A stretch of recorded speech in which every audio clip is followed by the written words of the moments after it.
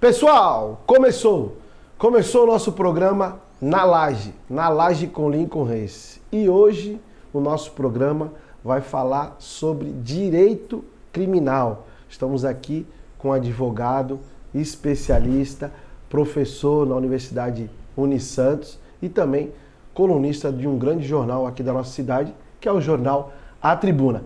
Antes de chamar o doutor Paulo de Jesus para a entrevista, eu tenho que acordar, pessoal, a produção, principalmente o nosso cameraman, que é o Raí, que vive dormindo, eu tenho que rodar a vinheta, soltar o foguete, que o entrevistado já está aqui, no Na Laje. Na Laje está com um cenário diferente, não estamos gravando na Laje, estamos gravando no quintal do Na Laje, por conta do mau tempo. Mas estamos aqui. Produção, roda a vinheta, que o foguete vai passar.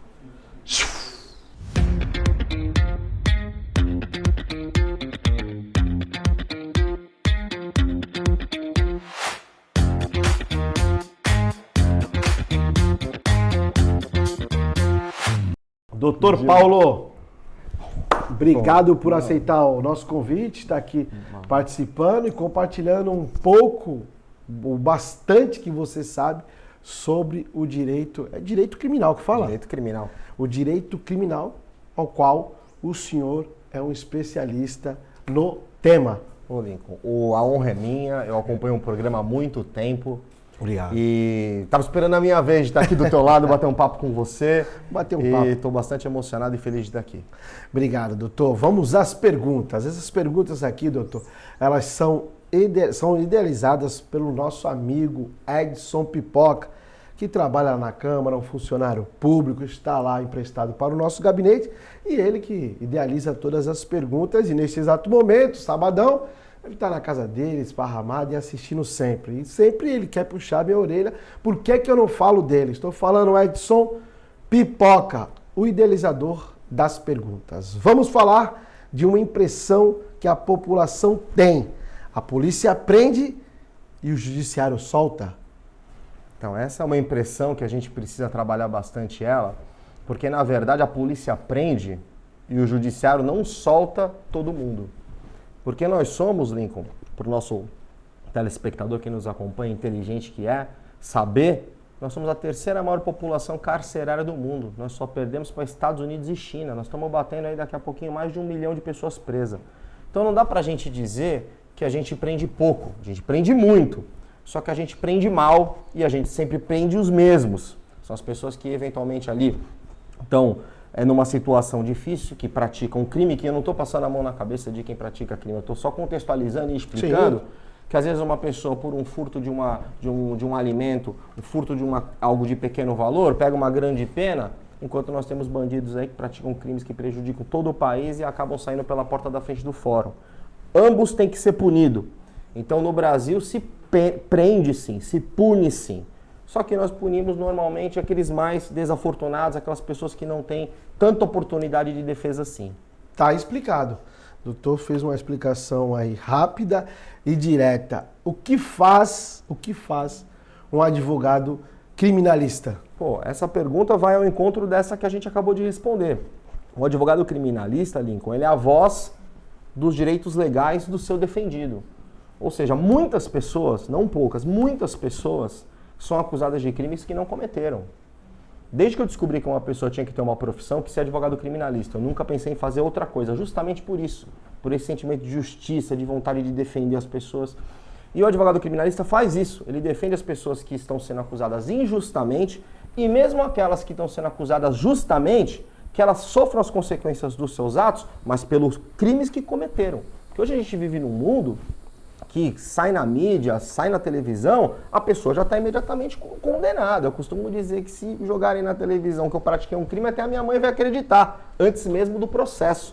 Então, por isso o advogado criminalista é fundamental, porque ele vem para brigar pelo seu defendido e trazer a verdade para a sociedade. E calote? Tomou algum? Calote? É? Isso aí acontece, né? Isso aí.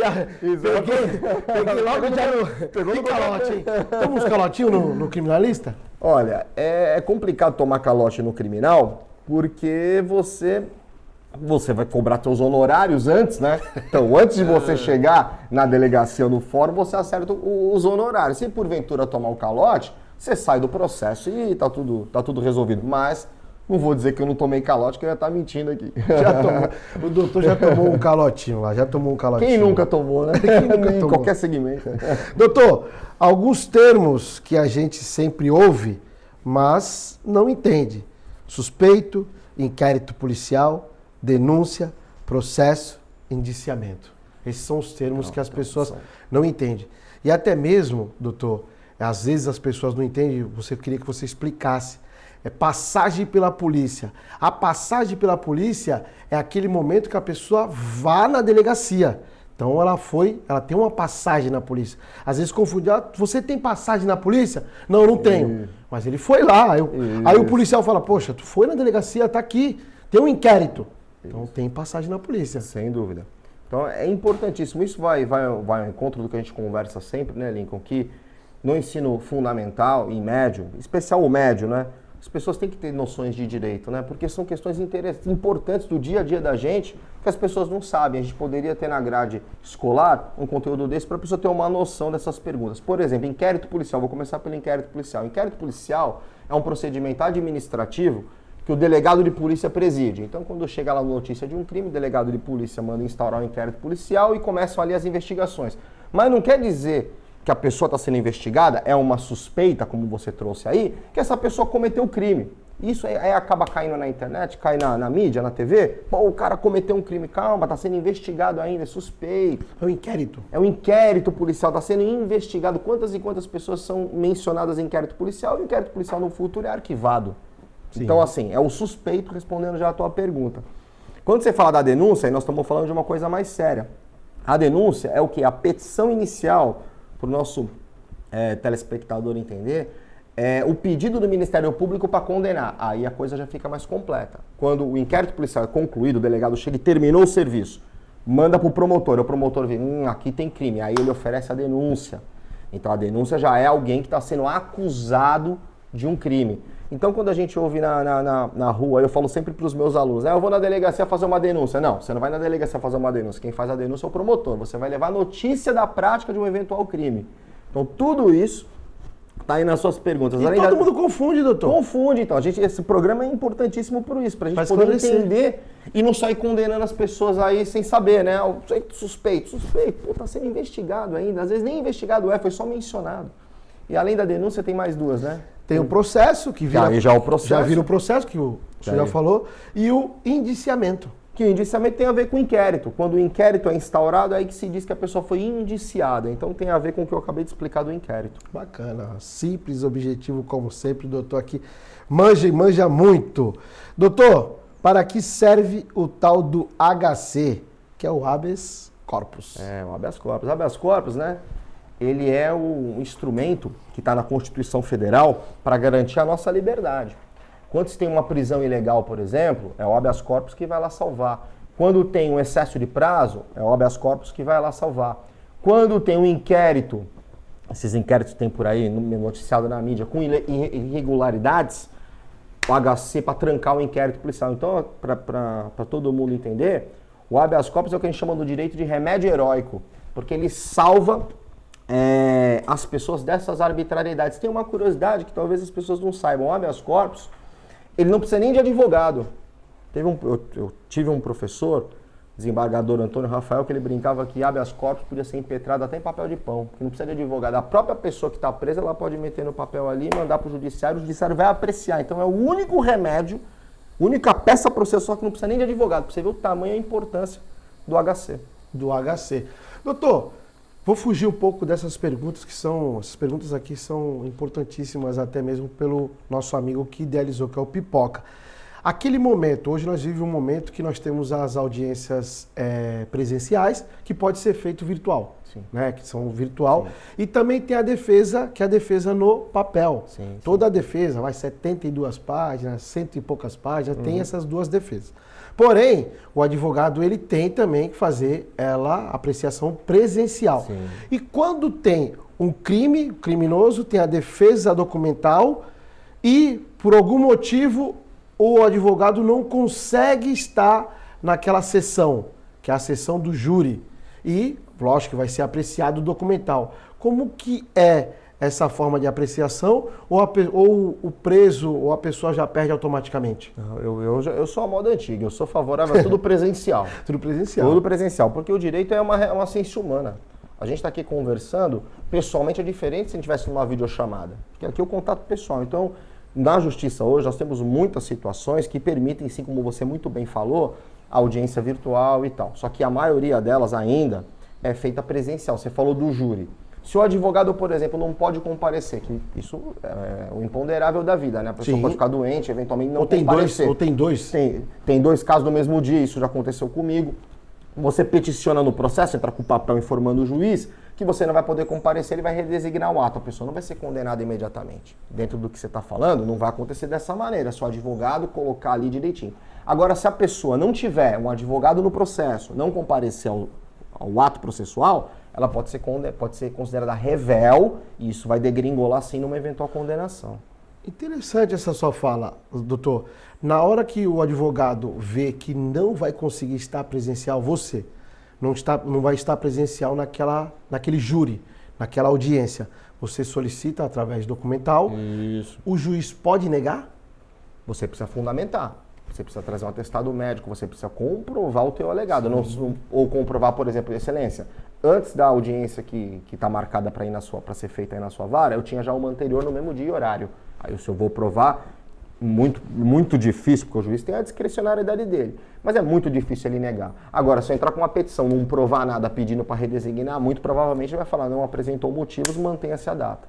Mantém-se a data e vai fazer o julgamento sobre o documental do... Não, aí se chega lá, o advogado não estiver presente, para não prejudicar os interesses do defendido, ele vai fazer o seguinte, aí sim ele vai remarcar, porque não pode ter uma defesa sem a pessoa estar com um advogado. Ele pode fazer isso, mas aí vai multar o advogado que não compareceu. Aí ele sofre uma multa de acordo com o CPP, que é o Código de Processo Penal.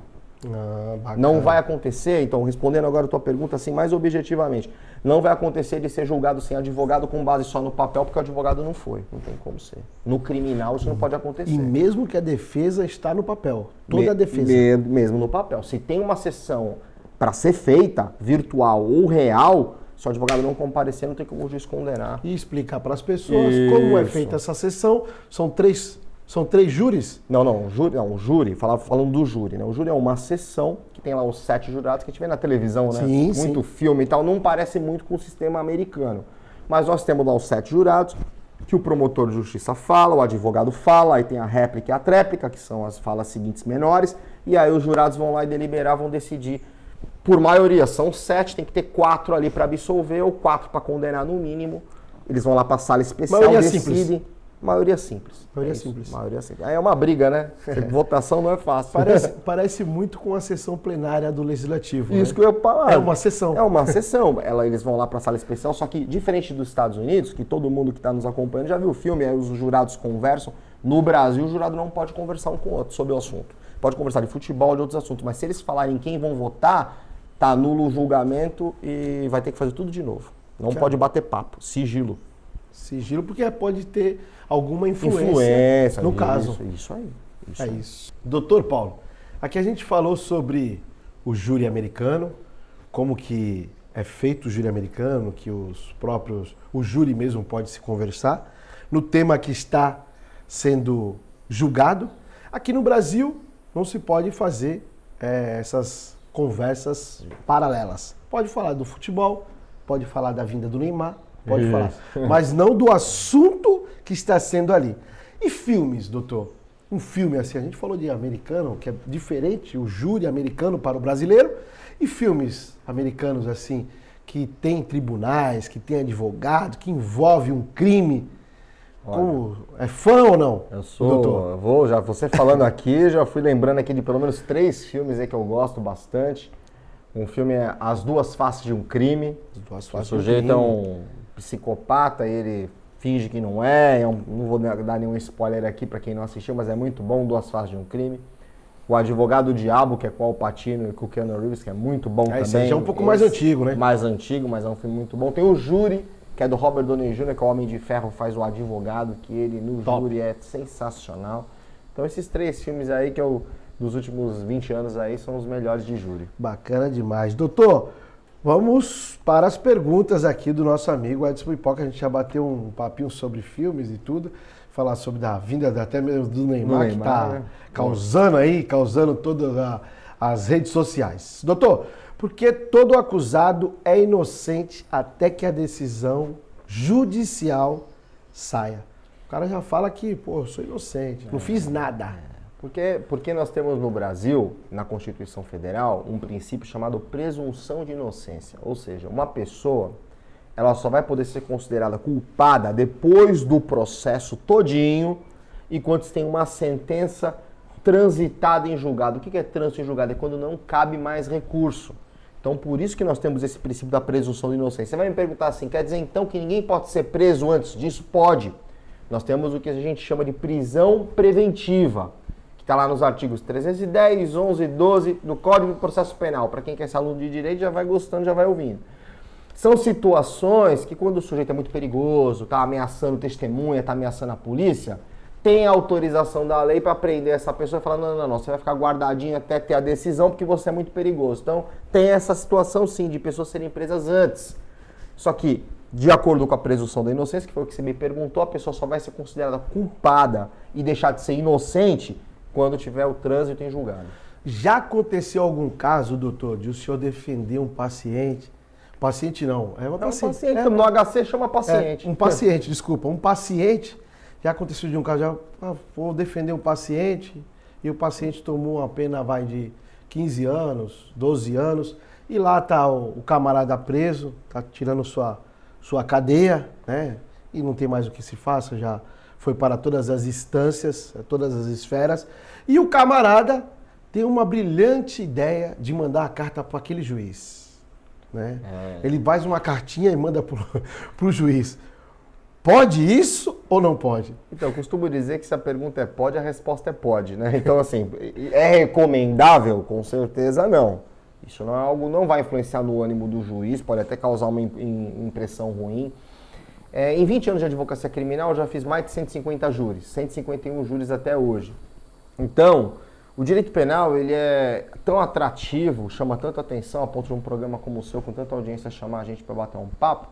Justamente por isso que eu vou falar agora. É algo que você não consegue dizer o que vai acontecer exatamente. Teve júris que fiz, que depois da exposição, o pessoal achou que foi maravilhoso e tal. Eu falei, ganhei esse júri, ganhei. Fui lá na sala especial condenado. E teve júri que eu fiz o júri e falei, não deu ruim. Vamos tomar pau. Jurados ali, cara fechada, não deu certo, foi lá absolvido. Então, essa é a magia do júri. Você fica ali naquela situação, você pensa assim, então não se faz justiça. São os casos que se faz mais justiça.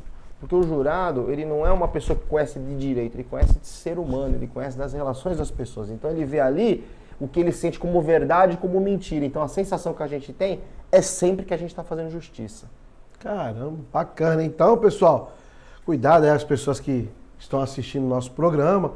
Não é legal, né? Não é legal mandar carta para o juiz que o condenou, não é legal, porque... Fale com o seu advogado. Isso pode entrar num tom de ameaça, isso pode entrar num tom... Aí vai ter outro processo, então vai Fale com o seu advogado, né? Vai continuar preso aí, então vamos para as perguntas. O doutor tem um livro, olha, o livro do doutor é Tribuna de Crônicas. Fala um pouquinho do teu livro aí, doutor. Queria até aproveitar a oportunidade... entregar um exemplar para você, meu amigo, de presente. Bacana, aqui para você. Hein? Esse livro, eu trouxe mais um até. Trouxe até com assinatura, ó. Você me recebeu Produção, tão bem aqui no programa, na sua casa. Foca aqui. Olha que legal. Honra. Bacana demais. Obrigado, doutor. Que isso, Lincoln. Você me receber no seu programa, de tanta audiência na sua casa, aqui com a sua equipe, com a sua família, isso para mim aqui é muito especial. Vai estar guardado aqui no coração para sempre. Show de bola, doutor. Muito obrigado. E esse livro, só rapidamente para falar, esse aqui para sortear entre os esse aqui tá novinho, tá embaladinho. Isso aqui vai ser um sorteio nosso aqui do programa Na Laje, para os nossos web espectadores, né? Porque... na televisão não vai ter como uma pessoa comentar. Né? Então, quando o programa subir no domingo, que o programa vai para as redes sociais no domingo, então a pessoa que estiver assistindo, o programa completo vai falar assim, poxa, eu assisti e vou fazer uma pergunta ou um comentário interessante. Então vai ser analisado pelo nosso crivo, especialista aí da nossa produção, do Na Laje, e a gente vai entregar aqui um livro, um exemplar do Dr. Paulo de Jesus, que é o Tribuna de Crônicas. São 100 textos publicados. O doutor aqui presenteou um web espectador, porque só quem vai participar e ganhar vai ser um web espectador. Quem estiver assistindo no sábado já sabe que tem que ir lá no domingo, nas redes sociais, no YouTube e deixar um comentário lá para poder você adquirir um exemplar do Dr. Paulo através do nosso programa Na Laje. Show de bola, doutor. Você é da Academia Santista de Letras. O que vocês fazem lá? Então, é uma pergunta muito interessante que vem ao lado do livro, né? Eu tenho uma coluna no jornal A Tribuna todo sábado. Então, esses 100 textos foram 100 semanas seguidas. Quando eu fiz o livro, eu estava 100 semanas seguidas. Hoje eu estou 162 semanas seguidas escrevendo. E em razão dos 130 anos do Grupo A Tribuna, nós fizemos esse livro em homenagem ao aniversário da Tribuna. E acabou o meu trabalho, acabou me permitindo um convite para participar da Academia Santista de Letras. É feita uma eleição e eu, graças a Deus e a generosidade dos membros da academia, que é a entidade máxima da literatura da nossa cidade, fui aceito e hoje eu faço parte há quase 2 anos. Então, nós temos vários trabalhos na literatura, promovemos vários eventos. Por exemplo, nós temos esse ano a Semana Martins Fontes, que inclusive está no calendário oficial da nossa cidade. Então, nós promovemos vários eventos nas universidades, na Pinacoteca, na Casa da Cultura. Enfim, é uma entidade que promove a cultura na nossa cidade. Nós formamos, Lincoln, isso é muito importante, acho que você vai gostar bastante, um convênio com o SESI, na Zona Noroeste, para levar para a Zona Noroeste mais de 1.100 alunos lá, tem acesso a todos os acadêmicos, vão lá fazer palestra, evento, levam livro, promovem a nossa cultura para as nossas crianças. Então, o nosso compromisso é esse, com a educação, com a formação, a gente tem trabalhado bastante nisso. Poxa, bacana demais, bacana demais. Doutor, conta um caso que marcou tua vida aí nessa área criminal. Então, eu sabia que essa pergunta vinha, eu fiquei pensando, né? E eu penso que para o programa fica bem interessante isso que eu vou dizer agora, que foi uma defesa de uma mulher que foi acusada de aborto. E a gente vive um momento que as mulheres sofrem tanta violência, né? São tão vítimas de crime, etc. E ela foi acusada de prática de aborto numa vizinha e, na verdade, ela estava prestando um socorro. A menina que tinha tentado ali a prática do aborto, ela foi lá auxiliar e acabou sendo presa, processada. Foi um caso de grande repercussão na cidade à época e nós fizemos o júri e ela foi absolvida. Eu separei esse caso, foi um caso de muita repercussão, teria tantos outros, mas esse caso eu nunca tinha mencionado. E eu penso que nós estamos vivendo hoje um momento de tanta violência contra as mulheres e essa é mais uma violência. Eu sou pessoalmente contrário ao aborto, mas nessa situação que ela foi ajudar e ela foi acusada e foi feita a justiça, os jurados reconheceram, eu me senti muito realizado de ver a justiça ser feita e ela sair pela porta da frente do fórum comigo. Um erro, né? Um erro judiciário que ela permaneceu presa. Por isso que eu sou advogado criminalista, para tentar corrigir justamente essas injustiças que acontecem. Doutor, primeira, segunda, terceiras instâncias, embargos, como funciona tudo isso? São os recursos, né? Primeiro, para as pessoas entenderem, né? O que é primeira instância? Primeira instância são os juízes que nós conhecemos na nossa cidade. Vara criminal, vara civil, vara da fazenda. São a primeira instância aqui. Municipal. No município, que a gente comarca chama de municipal. direito de comarca. Perfeito. Quando a pessoa está insatisfeita com a decisão, acha que foi injusta, há a possibilidade de um recurso. E aí nós vamos para o tribunal. Vamos pegar o exemplo do Tribunal de Justiça aqui de São Paulo, o próprio TRF, que é o Tribunal Regional Federal. Nesse caso, na segunda instância, Lincoln, é decidido por 3, que aí nós não chamamos de juízes, são desembargadores. Sim. Aí tem a segunda instância. E qual a terceira instância? A terceira instância fica em Brasília. E só vai para lá quando? Quando há a quebra, ao desrespeito a uma lei, seja uma lei federal ou a Constituição Federal, que aí vai para o STF. Então essas são as 3 instâncias. Demora muito? Demora. A prestação jurisdicional, a resposta tem sido demorada em razão do número de recursos e também do número de processos. Então esse é o cenário que a gente vê de uma maneira bem objetiva no Brasil em se tratando de processo criminal. Cabe nessa situação o paciente, o cliente, ele foi condenado em primeira instância. Foi condenado, ficou 8 meses, 1 ano em primeira instância. Pegou a liberdade. Depois de anos, veio a segunda instância com a acusação da promotoria. Sim. Julgou-se que o cliente era culpado e teria que pagar mais anos. Sim. 5 a 10 anos. Né? Sim. Foi-se preso em segunda instância. Cabe em todas essas transcorrências, né, nessas ocorrências, cabe algum tipo de HC? Cabe. Por conta dessa particular, por exemplo, ele na justiça, na comarca municipal, o juiz condenou... E ele permaneceu em liberdade. E aí na Isso. segunda instância foi condenado e foi preso. Depois de algum tempo. Claro que é possível. É possível entrar com HC? Ainda mais se essa pessoa teve durante esse período um comportamento correto. Se a pessoa voltou a delinquir, está no mundo do crime, tem alguma evidência disso no processo, aí claro que eventualmente numa condenação ele vai acabar sendo preso. Agora, se não aconteceu nada disso e ele foi preso, pode ingressar com habeas corpus com certeza. Puta, eu gosto muito. Agora já me surgiu outras dúvidas, doutor. E quando aconteceu com esse cliente que eventualmente teve aqui absolvição, 8 meses, voltou, só que ele não sabia que ele pegou um advogado do Estado, advogado de porta de... Aquele advogado que a gente chama de advogado de porta de cadeia, que é pago pelo Estado. Sim. O advogado assumiu o compromisso, inocentou ele durante esses 8 meses trabalhando. Aí na segunda instância... Aí na segunda, depois de 3 anos, ele é condenado. E o paciente, o cliente, na rua, sem saber de nada, tirou... Tá com a sua Foi no vida. poupa-tempo, quantas vezes já veio pumba? Foi no poupa-tempo, grudaram ele. De novo, pumba. Grudaram ele, sem ele saber. Condenado... Há 10 anos ou há 8 anos, 5 anos, ele, peraí, eu não tô sabendo, eu fui... E como funciona, doutor? É difícil falar assim de um caso sem você conhecer muitos os detalhes, mas, vou repetir, pode ingressar com habeas corpus. Se não transitou em julgado, se ainda é possível algum recurso para Brasília, ou mesmo no próprio tribunal que determinou a ordem, é possível você pedir sim a revogação dessa prisão preventiva e o ingresso com os recursos cabíveis. É possível. Não está decidido essa prisão dele ainda. Não está finalizada. Isso, que esse aí processo que entra... dá para remar ainda bastante. E nesse momento entra a terceira instância. Isso, aí vai para Brasília. Porque aí a primeira inocentou. A segunda, com o passado, julgou, condenou mais tempo. E vem a terceira, que... Você começa hoje, facilitou muito, Lincoln. Hoje você, em razão das videochamadas, que você tão bem perguntou agora há pouco, hoje facilitou muito o acesso a Brasília. Hoje você faz uma audiência, no final do ano passado, eu fiz a última, no STJ por vídeo. Lá em Brasília, meu vídeo está fazendo audiência. Então hoje facilitou muito o acesso do advogado criminalista para Brasília, para a terceira instância, que as pessoas chamam. Então tem que acompanhar o processo direitinho, não pode perder prazo para não acontecer essa surpresa desagradável de estar num poupa-tempo, aí é grampeado aí, tirando um RG novo. É isso aí, doutor.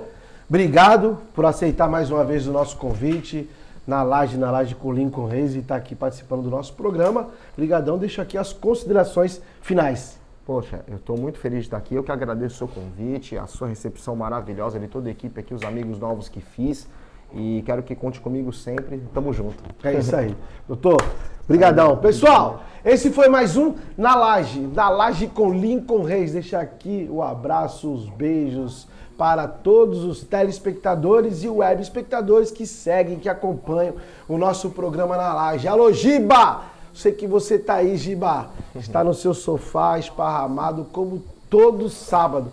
Todo sábado o Giba está assistindo o nosso programa. Alô, Giba, um beijo no teu coração. Dona Conceiçãozinha, lá da Vila Progresso, sempre assistindo o nosso programa. Alô, Santiago. Alô, Luquinhas. Alô, Denis. Alô, Lito e Elaine, sempre acompanhando os nossos programas e sempre repostando, sempre dando como é que fala assim, uma oportunidade da gente estar conversando com até mesmo os seguidores deles aí, do Lito e da Elaine, que são moradores lá do Morro do Pacheco.